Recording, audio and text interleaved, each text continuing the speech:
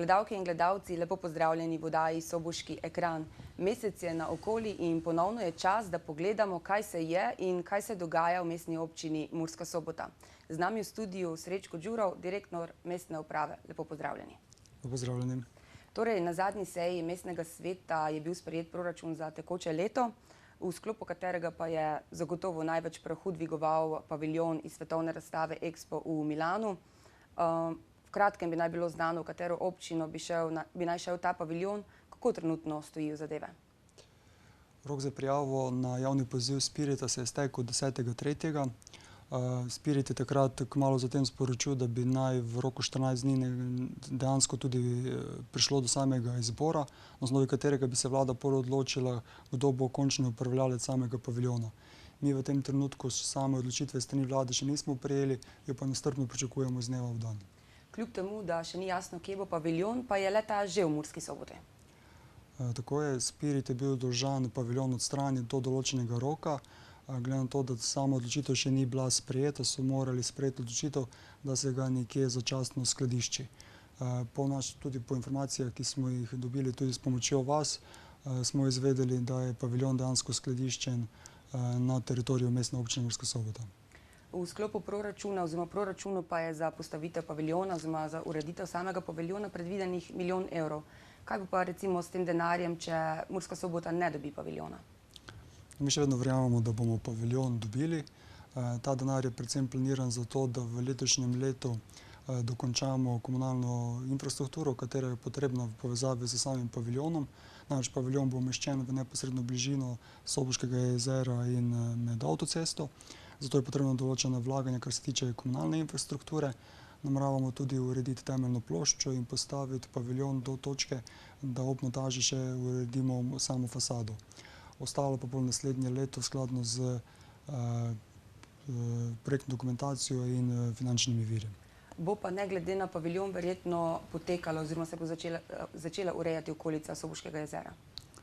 Nedvomno. Mi Soboško jezero razumemo kot športno, kulturno, gospodarsko, turistično središče regije in paviljon kot taki vidimo zgolj kot tisto prvo fazo v končni realizaciji tega cilja. Seveda to se ne bo zgodilo v roku enega leta, ampak verjamemo pa, da bi do leta 2025 samo Soboško jezero lahko prišlo v neko končno obliko.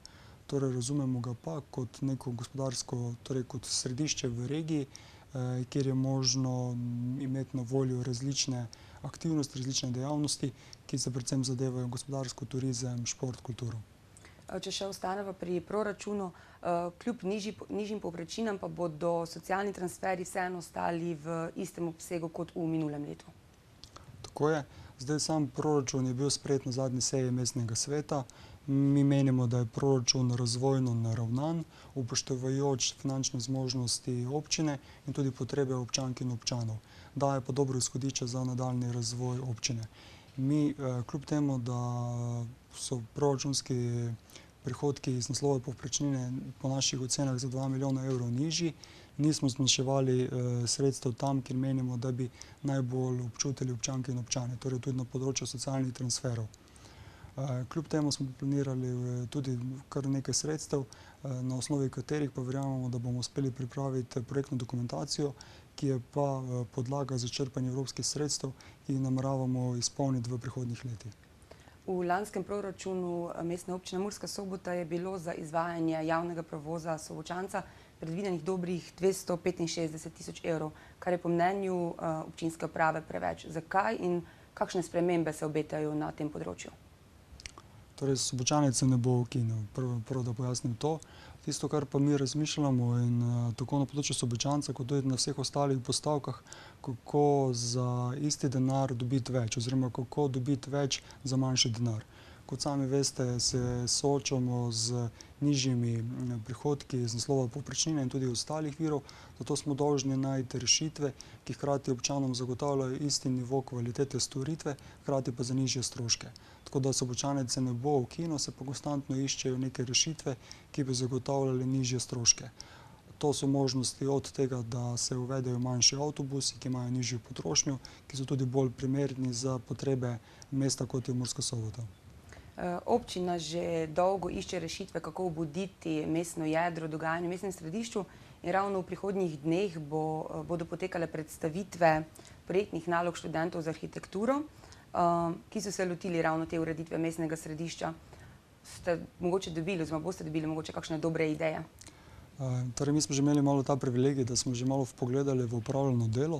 Gre pa za to, da v bistvu že v prejšnjem letu se je na nas obrnila profesorica Darja Matešec, kateri se na tem mestu iskreno zahvaljujem, in sicer z pobudo, predlogom, da študenti Univerze v Ljubljani se področja krajinske arhitekture in klasične arhitekture pripravijo projektno nalogo iz različnih zornih kotov, kako bi lahko Murska Sobota, torej ne zgolj mestno središče, v bodoče izgledalo v neki daljni prihodnosti.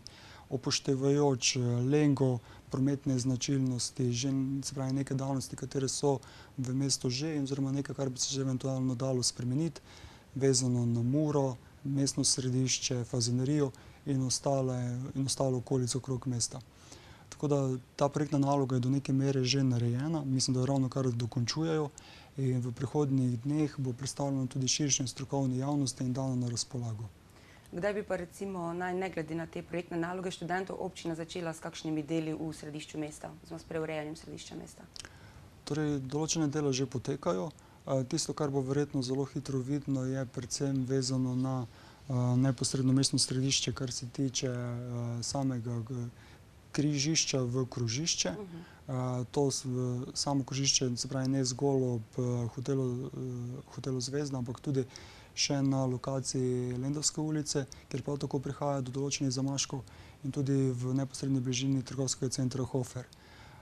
Določena prometna ureditev bo se še urejala v tem letu tudi v povezavi z vpadnico ob Rakičanu, torej v križišču, kjer prihaja do zastojev. Drugače pa že potekajo določene aktivnosti, kar se tiče pa samega mestnega središča, neposredno na Slovensko ulico, tudi v kontekstu oživitve in obuditve tega dela mesta. Nenazadnje verjamemo, da bo k temu prispevalo tudi hranilnica, katera je že bila odprta in že izvaja določene aktivnosti, kot tudi določeni lokali oziroma določeni gostinski lokali oziroma določeni lokali, kjer bo tudi kakšna lokalna obrt, ki se namerava v bodoče odpreti. Verjamemo, da bo vse to pripomoglo k obuditvi tega dela mesta. Ravno danes pa oziroma ste v Uradnem listu na spletni strani mestne občine so bili objavljeni razpisi za sofinanciranje nekaterih programov. Tako je. Ravno na osnovi sprejetega proračuna je mestna uprava pohitela in v čim krajšem času objavila javne razpise s področja kulture, športa in mladine.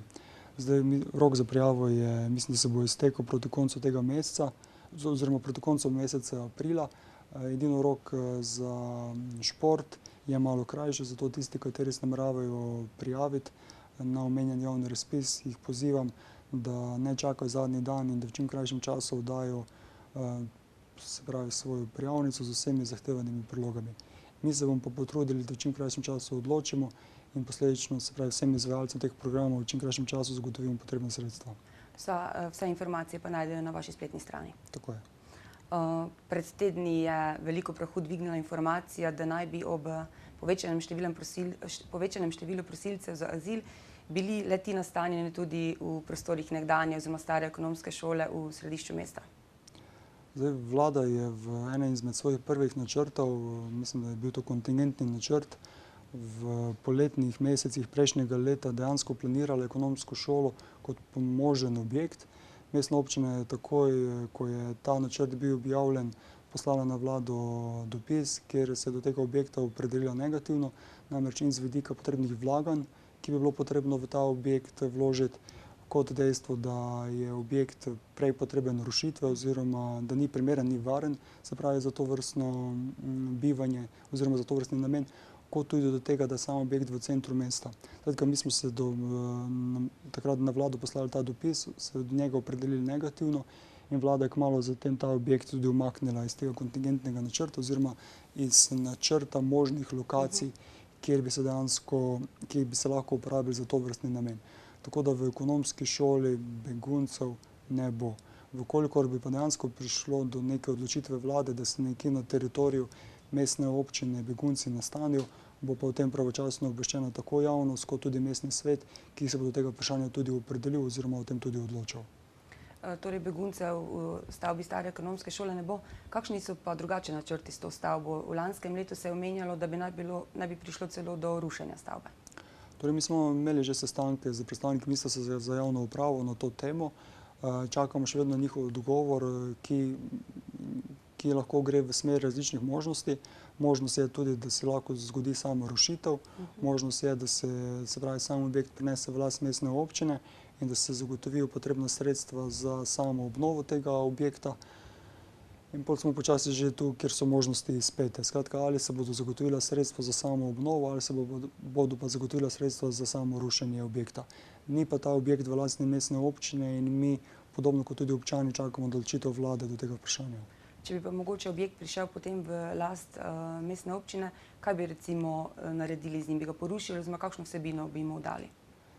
Torej, če bi prišel v last mestne občine, bi zelo verjetno zasledovali to strategijo na področju javne uprave, kjer država zagovarja, da so na enem mestu zbrani vsi upravni organi.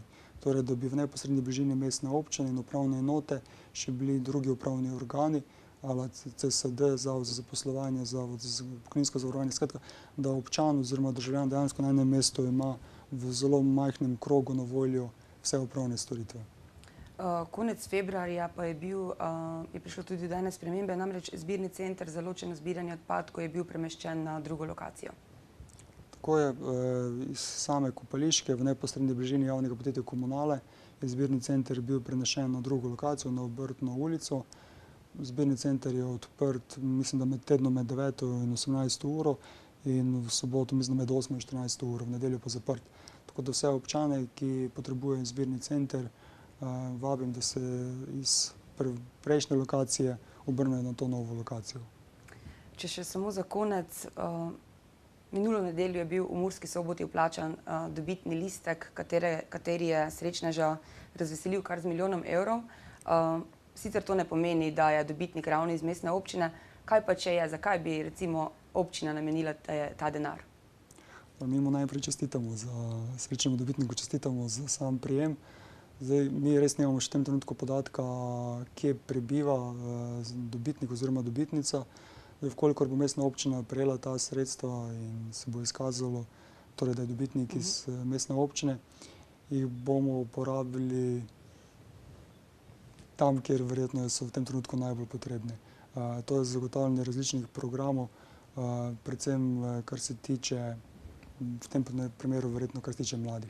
Namreč, prej so se pogovarjali o javnem razpisu za mlade, mi kljub temu, da zagotavljamo dosti sredstev za mlade, še vedno ugotavljamo, da bi veljalo zagotoviti še dodatna sredstva, s katerimi bi spodbudili mlade, da so aktivno, še dodatno bolj aktivni na določenih področjih, ki jim tudi omogočajo boljše, kasnejše možnosti za samozaposlitev.